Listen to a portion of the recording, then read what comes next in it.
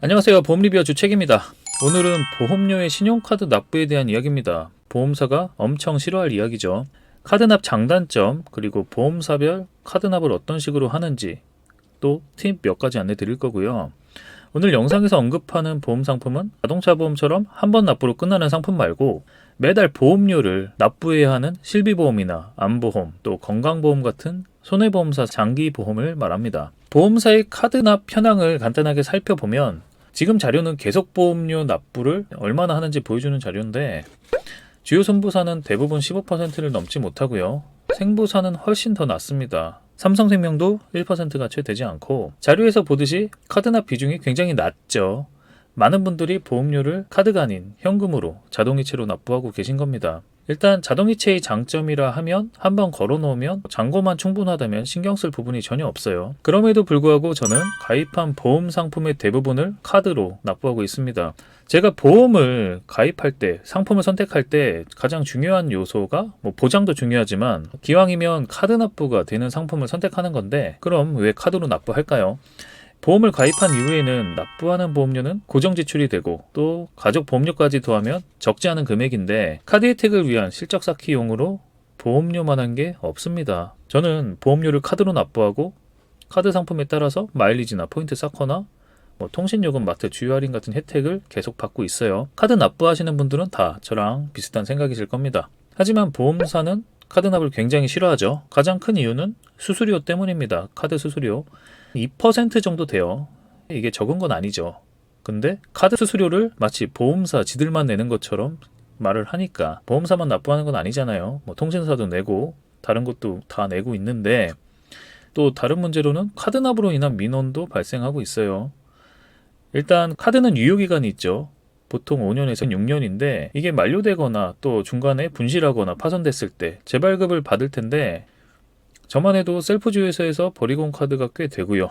요새는 삼성페이 쓰니까 좀 덜하긴 하지만 아무튼 재발급 받게 되면은 다른 카드로 변경 신청을 해야 되는데 이걸 또 콜센터에 전화하고 변경하고 해야 되니까 귀찮아서 미루다가 결국에 실효되는 경우가 많아요. 이건 사실 계약자 잘못인데 그렇게 한두 달 지나고 간편하게 부활할 수 있는 시기 놓치고 실효된 기간 중에 아프거나 다쳐서 병원 갔다가 보험금 신청했는데 보험이 실효된 거죠. 이런 과정에서 고객과 티격태격하는 게 보험사 입장에선 되게 귀찮은 일이거든요.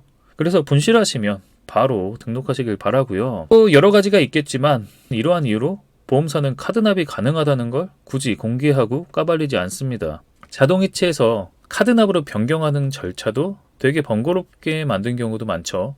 지점을 내방하라는 둥 집 앞에 지점이 있는 것도 아니고 그럼 집 앞에 지점을 만들어 주던가 지들이 찾아오던가.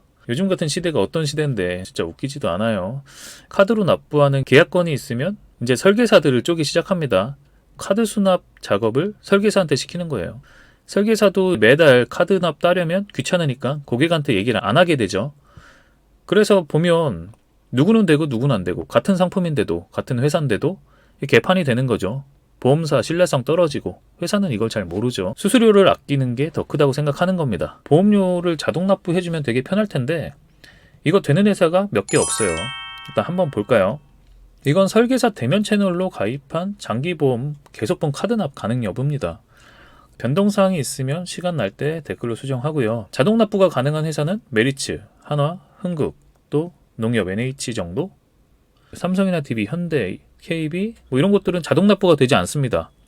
담당 설계사가 고객한테 카드 번호를 받아서 일일이 수납을 따줘야 돼요.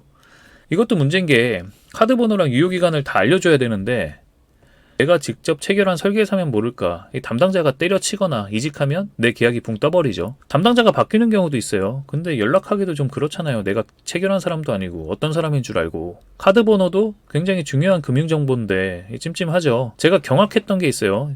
되게 연세 좀 있으신 할머니 설계사분인데 갖고 다니는 다이어리에 고객 주민번호, 카드번호 다 적고 들고 다니는 걸 봤어요. 이거 분실하면 어쩌려고. 저는 자동 납부가 안 되는 보험사 계약은 설계사한테는 절대 카드번호 알려주지 않고요. 계약을 관리하는 지점마다 그 본사 직원 총무들이 있어요. 총무님들한테 직접 전화해서 수납 요청을 합니다. 그래야 그나마 좀 안전하죠. 절대 설계사가 마음대로 카드 납하게 하지 않습니다. 그리고 보험사가 카드 납을 얼마나 싫어하냐면 지들 회사 직원들도 카드 납 못하게 하는 회사들도 많아요. 팁을 몇 가지 드릴게요. 자동 납부가 가능한 회사들이 있고 또 설계사 통해서 아니면 고객센터 통해 수납을 해야 되는 회사들이 있잖아요. 이런 조건들을 잘 이용하면은 효율적으로 카드 실적 관리가 가능합니다. 자동 납부가 되지 않는 보험회사의 경우에 저는 주로 월말에 결제를 하는데 이달 실적이 남아 돌 때가 있어요. 다 채우고도 굳이 안 채워도 되는 경우에는 한 달 연체시키는 경우도 있습니다.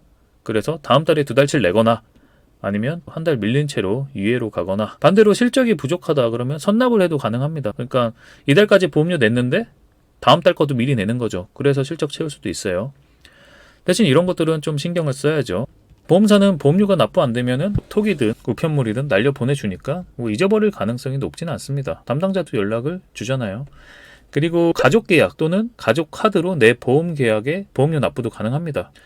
보통은 가족 관계를 확인한다거나 카드 납부자의 개인 정보가 필요하긴 한데 내 계약을 가족이 대신 납부해 줄 수도 있는 거고 내 카드로 배우자나 부모님 보험료도 납부할 수 있다는 거죠. 부모님 보험료 내주면 카드 실적 채우기는 더 좋겠죠.